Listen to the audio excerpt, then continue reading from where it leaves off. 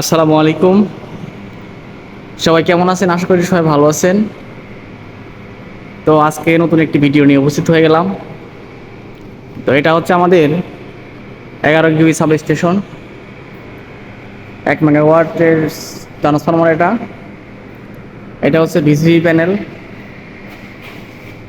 তো অনেকেই হয়তো জানেন না যে একটি সাব স্টেশনে কীভাবে এইচটি কেবল কানেকশন হয় এবং এলটি কেবল কানেকশন হয়। তো সেই বিষয়ে আজকে আমি একটু আপনাদের মাঝে শেয়ার করব যে কীভাবে এইচটি কেবল এবং এলটি কেবল কানেকশন করা হয়। তো প্রথমে আরবির যে পুল আছে, পুল থেকে এই ধরনের কেবল আসে। এটা হচ্ছে এইচটি কেবল। এটা সিঙ্গেল। এটা হচ্ছে একটির ভিতরে মানে 3-4 3টা ফেজ আছে এর ভিতরে। আর এইগুলি হচ্ছে একটা একটা ফেজ, 3টা ফেজ আছে। তো এটা হচ্ছে আমাদের আরবি থেকে, আরবির পুল থেকে আসছে। এখানে 11 কেবি ইন হয়েছে। এটা হচ্ছে ভিসিবি প্যানেল।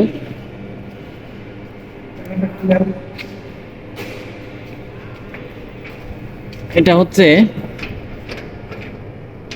এটা হচ্ছে ভিসিবি প্যানেল। এটা হচ্ছে ভিসিবি। এই ভিসিবি অন করলে পারে আমাদের এই পাওয়ারটা চলে যাবে হচ্ছে এই যে ট্রান্সফরমারে যে এইচটির যে বুশিং আছে, এই বুশিংয়ে চলে যাবে। ওকে, এটা হচ্ছে এই ভিসিবি প্যানেল থেকে আপনার এইচটির যে বুশিং আছে এখানে ইন হয়েছে। ইন হওয়ার পরে বিসিবি অন করার সঙ্গে সঙ্গে পাওয়ার ইন হয়ে এলটিতে চলে যাবে। এলটিতে যাওয়ার পরে আমার এলটি যে প্যানেল আছে সে প্যানেলে কিন্তু 440 ভোল্ট বা 400 ভোল্ট এটা আউট হবে। তো এটা হচ্ছে সংক্ষিপ্ত একটি বর্ণনা।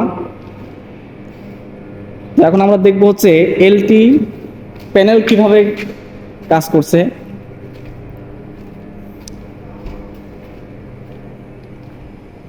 তো এটা হচ্ছে আমাদের এলটি প্যানেল। ওকে, এটা হচ্ছে পিএফআই। এখন আরবি আছে। আর এখানে আমাদের ইন্টারলক করা আছে। এখানে হচ্ছে এটা হচ্ছে আরবির এসিবি এবং এটি হচ্ছে জেনারেটর এসিবি।